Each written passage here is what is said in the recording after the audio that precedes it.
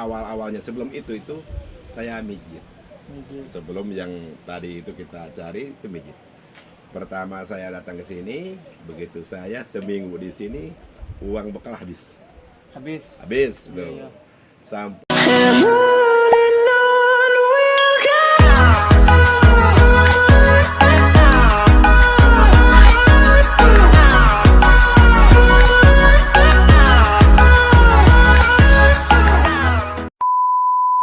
Assalamualaikum warahmatullahi wabarakatuh. Pemirsa Ais TV yang saya cintai dimanapun berada, jumpa lagi dengan saya Amka Al-Islami, tentunya di program Toko Inspiratif. Di episode kali ini kita akan mengintip dan mengupas perjalanan karir dari seorang kepala desa di Kabupaten Merangin yang sangat luar biasa, mengawali karirnya sebagai tukang urut pijit keliling hingga sukses menjadi orang nomor 1 di desa Sungai Kapas, Kecamatan Bangko Barat. Bangko. Jadi kita akan bertanya gimana tips dan kunci sukses beliau hingga bisa duduk. Langsung saja kita sapa dulu, di samping saya sudah ada Pak Kades Anas Budiman yang sangat luar biasa. Gimana kabarnya Pak Kades? alhamdulillah baik. Baik ya, Baik. menjalankan aktivitas di masa pandemi yang insya Allah akan hilang ini gimana? Mudah-mudahan kita berpacu dengan itu, mudah-mudahan cepat hilanglah COVID ini, kita mati langkah. Ya. Ini saya ucapkan terima kasih sebelumnya kepada Pak Kades Anas Budiman yang sudah mengizinkan kita untuk bisa duduk dan ngobrol inspiratif nantinya mengintip perjalanan karir dari sebelum kita mau bertanya terlebih dalam mengenai perjalanan Pak Kades ini, boleh Pak Kades memperkenalkan diri profil singkat kepada pemirsa ICTV. Siapa sih sosok Kades ini? Silakan Pak Kades. Bismillahirrahmanirrahim. Assalamualaikum warahmatullahi wabarakatuh. Terima kasih atas waktunya dengan Adindo kita ini yang luar biasa juga. Dan perkenalkan nama saya Anas, panggilannya Kang Anas gitu kan. Iya. Kalau nama panggungnya Anas Budiman. Iya. Gitu. Jadi keperkenalkan nama saya Anas atau Anas Budiman. Dan saya jadi kepala desa di Desa Sungai Kapas, Kecamatan Bangko, Kabupaten Merangin, Provinsi Jambi. Yang alhamdulillah seperti ini kami kedatangan tamu istimewa dengan Adindo kita ini bisa berkunjung ke desa kami. Itu aja. Gitu. Ini anak berapa Pak Kades? Kebetulan kalau anak saya ini 3. 3 ya. Nah, 3 kebetulan jantan semua. Jangan semua. Ya, laki-laki semua. Alhamdulillah yang satu sudah berkeluarga kemarin tuh. Yang kedua ini baru semester 5 di STKIP. Iya. Yang bungsu itu baru kelas 4 SD. Ya, Iya. asli, kalau yang bungsu itu asli kelahiran Merangin. Saya Merangin. Iya. Ini kita mau bertanya, katanya saya pernah juga dapat informasi bahwa Pak Kades sebelum menjadi seorang orang nomor 1 di Desa Sungai Kapas ini, katanya dulu seorang tukang pijit keliling. Ya, Benar ya? betul Ya. betul. Hingga menjadi Pak Kades. Ya, betul. Ini kita akan mau mengupas awalnya ya. Ya. Sebelumnya Pak Kades cita-cita dari kecil apakah pengen menjadi kepala desa nggak? Kebetulan kalau cita-cita awal itu saya Iya. pengen jadi tentara. Tentara awal ya. Iya. Jadi waktu itu saya dari mulai SMP ini saya nilai IPA itu selalu bagus karena Iya. cita-cita saya tuh pengen jadi tentara, termasuk kita di SMA. Iya. Jadi beriring waktu mungkin antara planning saya dengan kehendak Allah berbeda. Iya. Nah, jadi sampailah ke sini, ke Desa Sungai Kapas ini, panjang, ceritanya panjang. Iya. Yang jelas dengan nawayat saya itu nawayatnya hijrah. Iya. Hijrah merubah ekonomi kami setelah kita terpuruk bangkrut dari kita usaha. Iya. Alhamdulillah nyebrang saya niat hijrah ke Jambi, alhamdulillah sampai sekarang ini. Iya. Dan mungkin saya kalau nggak salah ini saya datang ke sini 2007. 2007. Di hampir awal bulan Februari Iya. 2007, waktu zaman menjelang Parotani akhir. Setelah itu nanti kemudian ke kepemimpinan Pak Nalim. Waktu itu Ya, ya. waktu itu. Datang ke Betul saja waktu Pak Nalim itu saya juga tim RT. tim RT. Karena kami orang baru, Iya. baru setahun di sini Iya. kan gitu. Tim RT, ya alhamdulillah juga beliau juga dapat duduk jadi Bupati Merangin. Gitu kan. Iya. Asalnya juga kaget begitu datang ke Merangin, nengok sawit, nengok karet, tanda tanya besar, Iya. hidup nggak aku di sini? Iya. Nah itu yang saya pertanyakan. Kemudian setelah saya jalan seminggu, besarnya Sungai Kapas, aku jalan kaki terus keliling-keliling. Iya. Apa kira potensi yang kita bisa? Orang biarkan orang punya sawit, orang biarkan punya karet. Bagaimana kita bisa menampung uang karet dan sawitnya? Iya. Makanya cari potensi-potensi apa? Ternyata aku nengok ubi banyak. Komoditas orang Sunda juga banyak, orang Jawa aja banyak. Minimal kalau kita bikin tape, orang udah tahu. Iya. Satu. Kedua, kita bikin juga pindang. Iya. Pindang itu pindang presto. Jadi pindang yang kalau pindang di sini kan ada kuahnya ya. Iya. Tapi kalau pindang Jawa itu pindangnya kering. Iya. Kering. Jadi alhamdulillah kita rintis itu, alhamdulillah. Jadi ada produk itu. Kalau yang pertama awal-awalnya sebelum itu saya mijit. Mijit. Sebelum yang tadi itu kita cari itu mijit. Pertama saya datang ke sini, begitu saya seminggu di sini, uang bekal habis. Habis tuh. Iya. Sampai orang rumah itu bicara, "Pak, kita nggak punya beras lagi, lah puasa, weh." Gitu bilang kayak gitu. Akhirnya Pak datang pas sore jam 5 tuh ada anaknya bos sawit. Mang katanya, bisa ini enggak? Bisa minta tolong enggak? Karena bapaknya sakit, sama ibu pingin juga diterapi, pingin dipijit katanya. Alhamdulillah saya berangkatlah dengan orang rumah, dengan ibunya. Berangkat saya mijit bapaknya, ibu mijit ibunya. Waktu itu saya masih ingat, saya dikasih uang sekitar 7.500. 75.000. Di situ aku belikan beras ini 10 kilo. Iya. Baru bisa makan.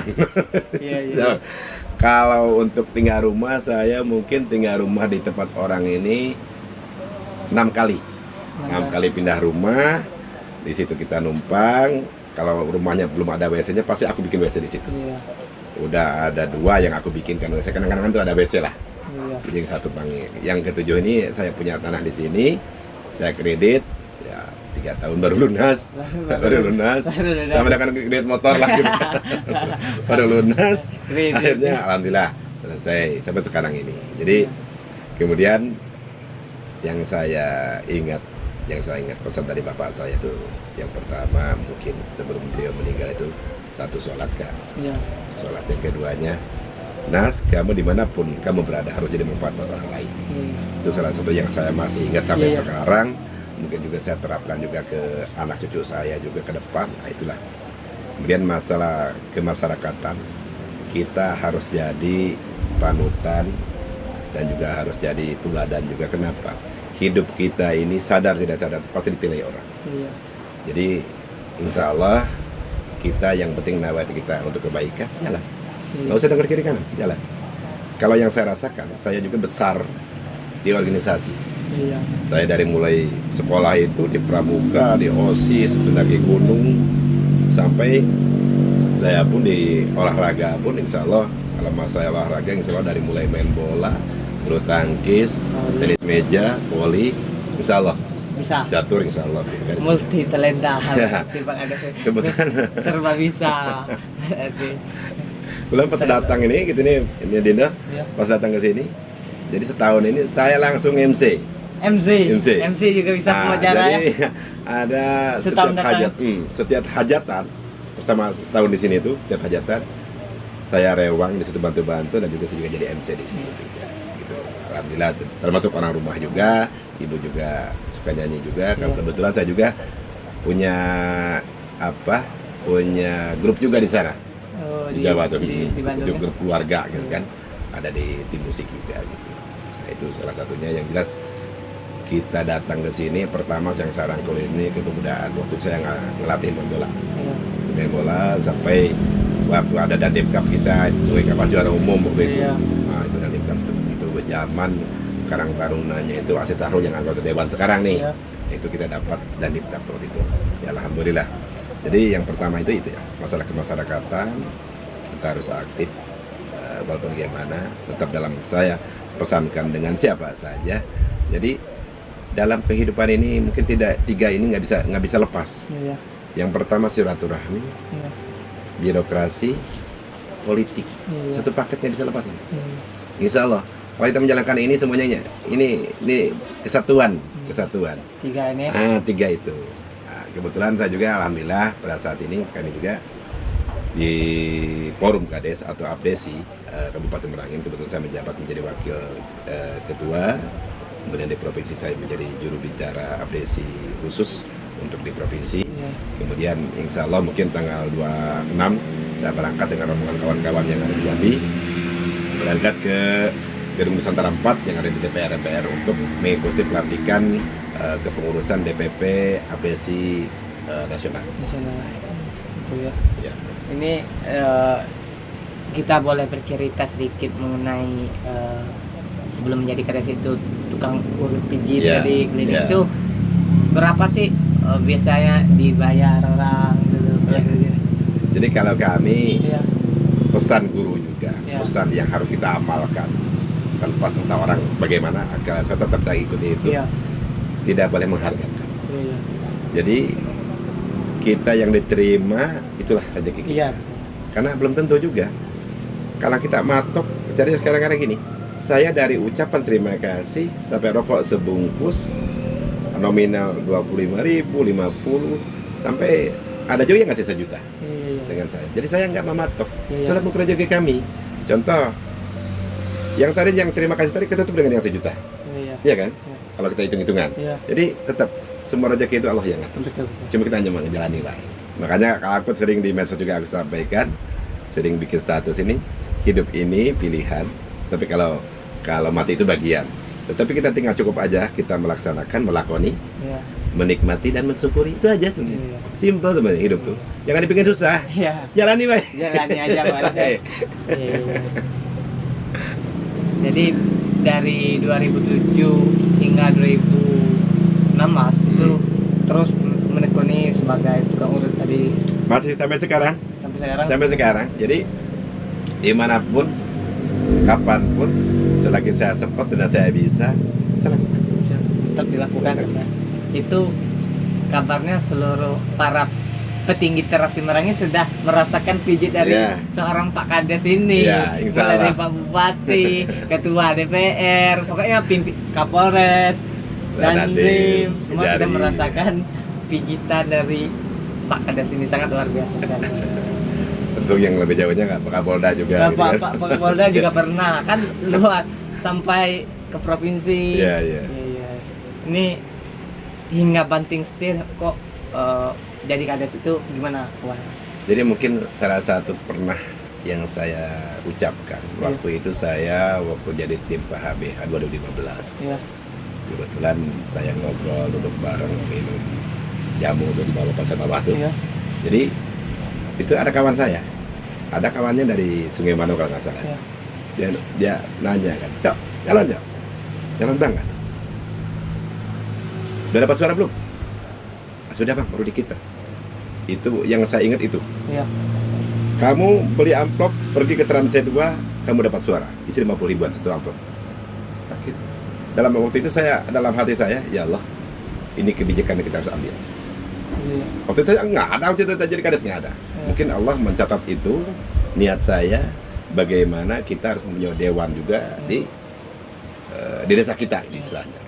Bikin sejarah lah, karena kita termasuk DPT yang paling banyak di Merangin ini. Iya. Kita DPT 4.000, kita jadi basis orang gitu kan. Iya.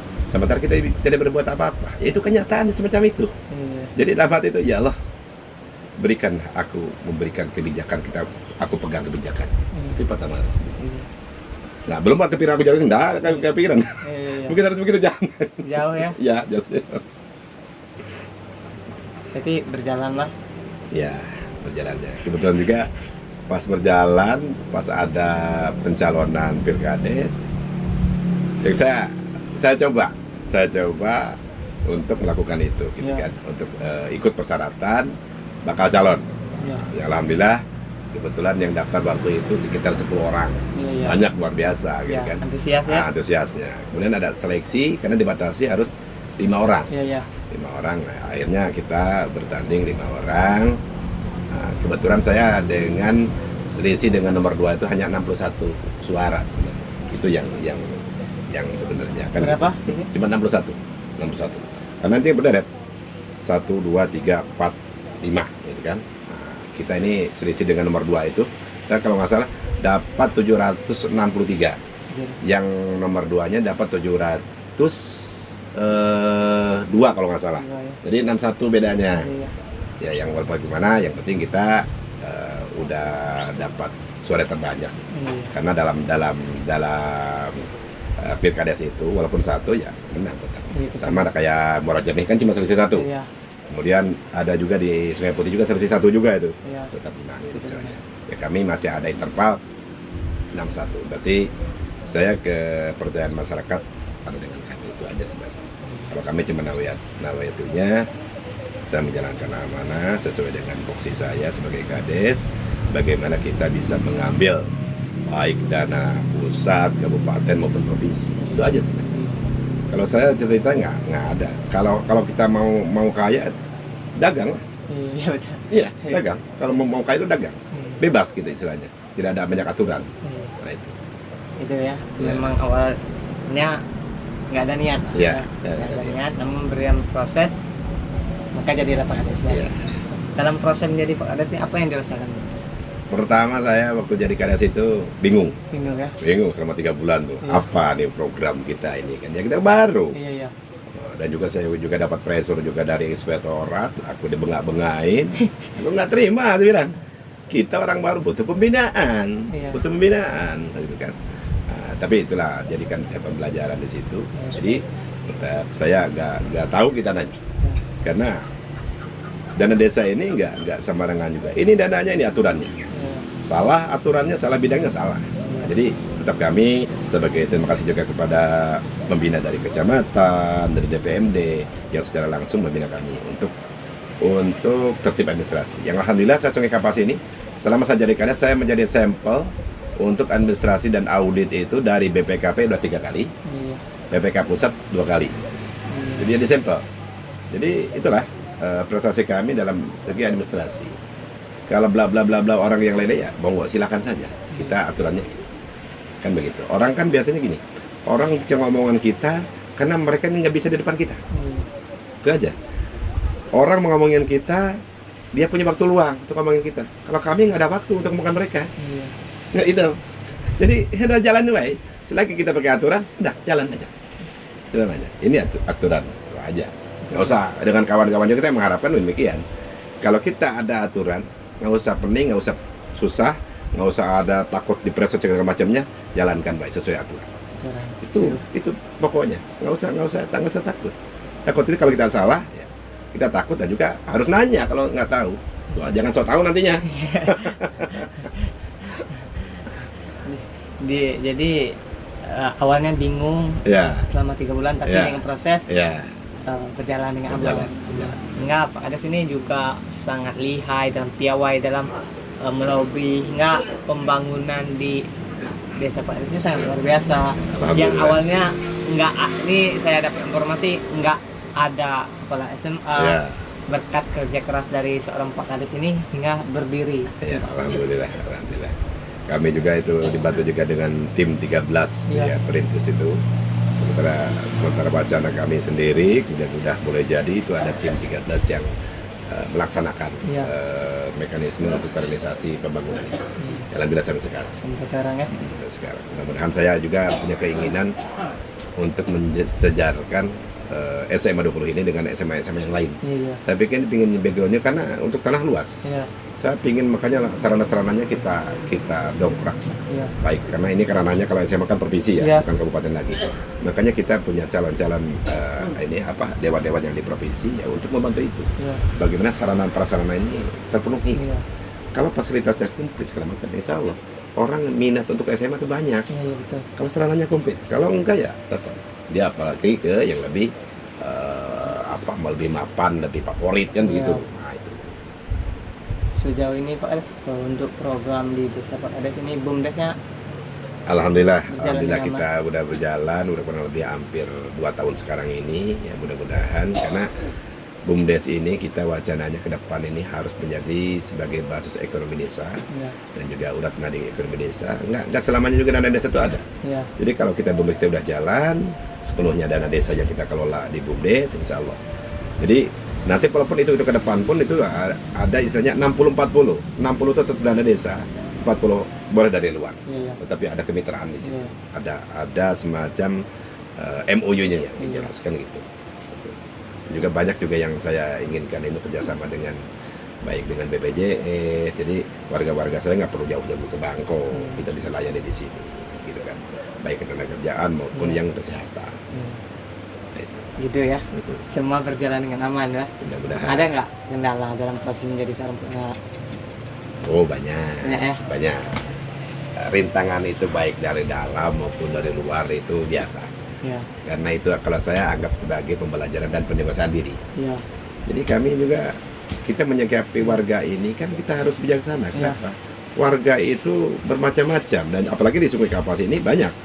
Ya, ada Jawa, ada Etnis banyak, Sunda, ya? ada Medan, ada Padang, Palembang, Dusun, galau-galau ada di situ. Lengkap Jadi semua. lengkap semua. Kemudian dari background, Iya. backgroundnya dari pendidikan, pengalaman, wawasan kan berbeda juga. Iya betul. Kita harus menyikapi bahasa mereka Iya, gitu. iya, iya. Bahasa mereka aja begini. Kita harus Ini- karakternya begini. Iya. Makanya saya belajar juga dengan hukum adat di Merangin, Iya. di mana pemilik bijak setelah langit Dijunjung. yang jelas. Tetapi kalau di Teran ada kelebihannya. Iya. Dalam kami konteks untuk adat juga ada ditambah dengan kearifan lokal. Iya. Setelah adatnya diselesaikan, tetapi ada kearifan lokal itu ada ditambah lagi. Contoh misalkan ada kenalan wajah, denda adat itu dilaksanakan, tetapi ada tambah lagi. Iya. Seminggu harus membersihkan balai desa selama seminggu. Iya. Ditambahkan juga. Ditambah, ya. Nah, minimal pertama ada yang jelas, ada untuk yang jelas untuk efek jerah, tetapi yang membangun semacam itu. Macam itu ya. Semacam itu. Kita juga mau bertanya nih Pak Des mengenai kan Indonesia, bukan di Indonesia tapi seluruh dunia ya. ya kita mengalami musibah yaitu dari virus corona atau COVID-19. Nah, apakah ini berdampak dengan pembangunan desa? Lalu bagaimana untuk solusi mengatasi dalam program menjalankan roda pemerintah desa? Jadi emang sangat berpengaruh sekali dan juga boleh kata kita tuh mati langkah. Iya. Mati langkah karena sesuatu apapun kita melaksanakan itu semua hilang. Iya. Hilang dialihkan dengan program pemerintah itu salah satunya BLT. Iya. Bantuan tunai langsung ke masyarakat, Iya. salah satunya kita nggak bisa ngebangun di situ. Nah, tetapi dalam hal ini, yuk kita sama-sama dengan kawan-kawan semua program yang jalan oleh pemerintah yang sekarang ini untuk menanggulangi masalah COVID ini salah satunya vaksin. Iya. Jadi saya mengharapkan kawan-kawan semua khususnya di Merangin, Iya. yuk kita sama-sama memberikan edukasi, ajakan, dan dengan berbagai cara bagaimana caranya masyarakat ini bisa divaksin. Yang pertama mungkin untuk kita menuju ke level 1 atau level normal ini ya butuh kerjasama, baik pemerintahan desa maupun dengan puskesmas, dengan polsek, dengan Ramil, itu kan bersinergi semuanya. Jadi kalau hanya mengandalkan beberapa pihak mungkin nggak akan selesai. Yang jelas kita jangan putus asa. Banyak tantangan di lapangan itu banyak sekali. Iya. Yang pro kontranya dalam masalah vaksin, Iya. gitu kan. Tetapi pemerintah tidak akan memberikan yang buruk buat masyarakatnya, tetapi pemerintah memberikan yang terbaik untuk masyarakatnya. Jadi itulah. Karena kalau kita harus menyadari juga karena banyak informasi media ini yang langsung ditelan bulat-bulat dari masyarakat karena yang paling tanpa ada filter ditelan bulat-bulat akhirnya komplain dan juga banyak sekali permasalahannya. Mudah-mudahan saya mengharapkan semuanya itu berjalan dengan baik dan juga laksanakan ya minimal 60% itu udah divaksin di tiap desa. Kawan-kawan semua, kami juga tetap masih berusaha. Kalau kami insya Allah mungkin kalau 65% udah lebih lah. Tapi saya tetap genjot, mudah-mudahan kalau target saya ke 90 lebih untuk divaksin. Karena kenapa? Ya buat orang lain, buat kita sendiri. Buat kita sendiri gitu kan. Makanya saya dalam penyampaian di masalah COVID ini, kita edukasinya itu pertama ke diri pribadi, kemudian ke keluarga, baru ke lingkungan. Jadi itulah salah satunya. Kita terapkan dulu ke pribadi dulu. Pribadinya, keluarganya, insya Allah lingkungannya juga. Jadi nggak sempat masuk ke lingkungan, tetapi keluarganya nggak disampaikan. Jadi saya terus terang anak saya keluar pun kalau waktu itu tetap saya harus pakai masker dan sebagainya. Itu salah satu ya. Saya juga memberi contoh bagaimana program ini bisa berjalan dengan baik dan cepat berlalulah wabah ini. Karena kita luar biasa menyita waktu orang udah capek, udah lelah, yang vaksin juga udah capek juga, apalagi waktu PPKM banyak sekali, kita udah capek siang malam, dan masih disalahin juga kan gitu, emosi tingkat tinggi itu, ya mudah-mudahan ya itulah, mungkin lah emang regulasi harus begitu, yang jelas kita ambil positif. Mudah-mudahan di balik wabah ini kita ada hikmah. Iya, betul. Kedepannya lebih baik. Itu aja. Ya, ya. Sejauh ini di desa Pak Kades sudah 60% dan target 9% Ya. pastinya. Ya. Ini harapan Pak Kades ke depan seperti apa untuk di desa yang Pak Kades? Ya. Saya menginginkan di desa kami ini pertama dari ekonominya bangkit, ekonomi bangkit. Salah satunya saya juga ingin mengcover semua perekonomian yang sifatnya pokok ini kita kelola kayak gas gitu kan, terus kayak minyak itu dipegang kebijakannya kami di desa, karena kalau di secara luar itu orang nanti akan meninggikan harga segala macam. Kalau kami terus terang kami dengan punya pertasop ini kita patokannya harga pok, harga pok gitu kan. Mudah-mudahan ini bisa membantu juga kepada masyarakat yang kecil. Kalau yang kaya mungkin nggak masalah, gitu kan, nggak masalah. Tapi buat masyarakat kecil sangat terasa sekali, apalagi yang sekolahnya ke Bangko, apa yang ke pemenang ini pemenang ke SMA 12 kan butuh minyak. Yang jelas saya mengharapkan bermanfaat lah yang tadi itu kalau kita kelola oleh desa, gitu kan. Jadi tidak berlomba-lomba menaikkan harga di situ. Kemudian kami juga memohon kepada penggerak ekonomi yang ada khususnya di Sungai Kapas, yang masalah gasnya jangan terlalu tinggi. Yang jelas standar. Jangan cari untuk udah ada pagunya, udah pagunya. Rezeki itu nggak akan ketukar, nggak akan ketukar. Itu baik. Yang jelas masalah rezeki, maut, jodoh itu rahasia Allah. Kita cuma jalanin baik. Walaupun yang kaya yang nggak dibawa ya mati nggak. Cuma kain kapal yang bawa tuh. Hartanya banyak tuh nggak dibawa. Ini kalau boleh kita minta tip kunci sukses ala Pak Kades bisa menjadi seorang kepala desa dari seorang tukang urut itu apa sih supaya bisa motivasi untuk pemirsa ini, untuk generasi milenial, oh gini caranya. Yang jelas mungkin yang pokok ini yang garis bawahi saya ini pertama silaturahmi. Silaturahmi itu dalam ilmu marketing udah ada sih. Smile, senyum. Karena dengan senyum itu udah ibadah, udah sedekah juga di situ. Dan juga murah. Tinggal maunya aja. Iya kan? Tinggal murah. Paling murah gitu itu sedekah loh. Iya betul. Iya kan? Nah, kadang-kadang ada orang yang mahal. Contoh kayak kalau kita di dunia ini Oliver Kahn itu supir kipernya Jerman itu mahal senyum. Apa pernah tersenyum? Coba Oliver Kahn tengok tuh, yang legenda yang kiper Jerman tuh. Nggak mau senyum. Pokoknya kalau ada yang bilang itu kalau Oliver Kahn tersenyum dunia ini bunga bersemi semua katanya. Jadi salah satu itu yang terus silaturahmi, senyuman, keramahan. Karena suka tidak suka kita ditilai orang, suka tidak suka, sadar tidak sadar orang menilai. Mungkin kami begitu datang ke sini kalau aku perlakunya jelek mungkin orang juga capnya jelek. Dia akan ketukar aja jelasnya. Yang jelas kalau kita niatkan baik, saklah jalankanlah. Nggak usah tanggung-tanggung, nggak usah. Kalau ada orang Sunda nih punya bahasa gini, hidup itu jangan kagok, jangan tanggung maksudnya. Nah itu artinya. Tapi toh ngagukkan, tapi jangan ngalangin orang gitu. Hidup jangan tanggung, tapi jangan ngalangin orang. Jalan aja, tapi dengan niat yang baik. Tetap yang memperlakukan hati itu Allah. Kita hanya jalanin baik. Kita nggak tahu. Dan juga mungkin nggak jauh-jauh hari nggak ada janjian dengan beliau ini. Ketemu juga sekarang ini. Ya mungkin dari silaturahmi tadi. Silaturahmi gitu kan. Ya, alhamdulillah. Dulu saya di Bangkok satu pun nggak ada yang kenal. Sekarang aku mulai sombong lah, mungkin tiap gang aja banyak yang kenal dengan saya. Itu Dinda. Itu lah kuncinya. Silaturahmi, senyum, ramah itu. Pokoknya berjalan lah. Ya, pokoknya yang jelas positif thinking lah dengan orang. Saya nggak milih-milih punya teman. Ada preman ustad, ada preman, ada ustad, ada kiai, anak muda, galau-galau lah. Cuma kita ada filter kan. Termasuk ilmu apa aja kita ambil. Ilmu nyopet kita bisa, harus. Nanti bagaimana? bagaimana solusinya kita jangan kecopetan orang. Kan begitu. Iya, betul. Kalau kita tahu ilmunya kan orang mau apa kan udah tahu. Iya. Gerak-gerik Gitu. ya. Ya, gerak-geriknya. Oh, tipenya gini. Kalau tandanya ini perlu. Dalam ilmu intelijen pun ya sama kayak gitu juga istilahnya. Jadi alhamdulillah dengan kita banyak silaturahmi, kita juga banyak saudara dan juga dibukakan rezeki yang jelas.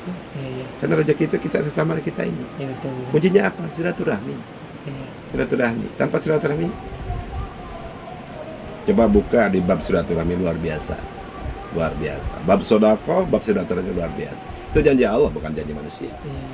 1/10 loh. 1/10 tuh.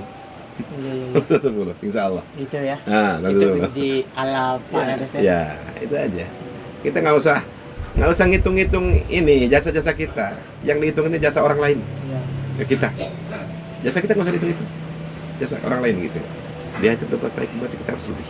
Iya. Itu aja. Jadi, insya Allah, saya alhamdulillah. Saya bukan berarti tidak punya masalah, punya. Tapi dengan masalah ini kita belajar untuk pendewasaan diri. Iya. Udah, lewati aja.